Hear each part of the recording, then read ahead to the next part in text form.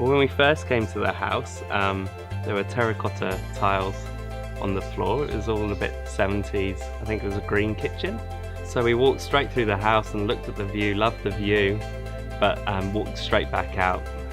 It wasn't until a few weeks later we looked at another house across the road that was also for sale. It started to rain, and we came into this house again just to get out the rain, and we thought, surely with this view we can do something great with this house. And that's when Adrian came along.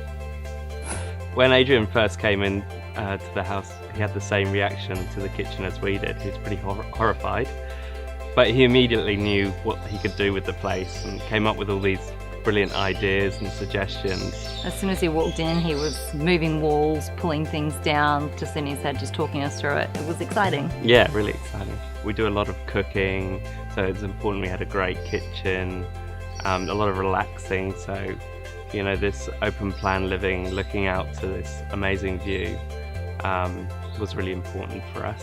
The space is excellent for us to entertain in as well, with the kitchen that flows right out. So if we're having parties in daytime or nighttime kind of thing, it's all seamless. It means that we're not, you know, someone's not in the kitchen away from everybody else. You can see everyone no matter where you are.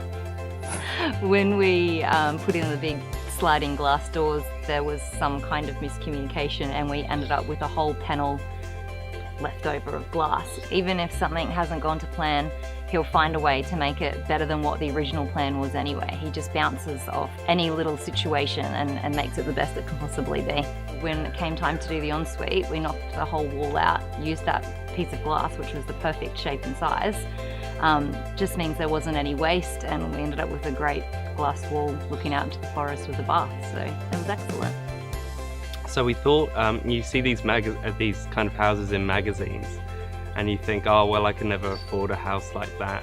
But Adrian actually gives you the insight that it doesn't have to be expensive to look good, and gave us the confidence to go out and do wacky things with the house. Like the tiling. In the kitchen, the day that the tilers were here to tile, we had the normal subway tiles that I guess now everybody has, and we were to lay them like subway tiles, and just that morning he said, well, why don't we put them herringbone style? It's not boring, it looks cool, and you know, it didn't add cost, but the effect was huge. And the same with the main bathroom. We've got the hexagon tiles that don't go all the way up the wall. They weren't expensive tiles, and of course we had to use less of them, but it gives a great eggshell effect. So obviously when we put the photos of the house online, we got a massive response, a lot of people coming through the house, just because it is so unique, especially on the Sunshine Coast. It's so interesting to see the way that he can take anyone's ideas and loves and turn them into a beautiful quality project.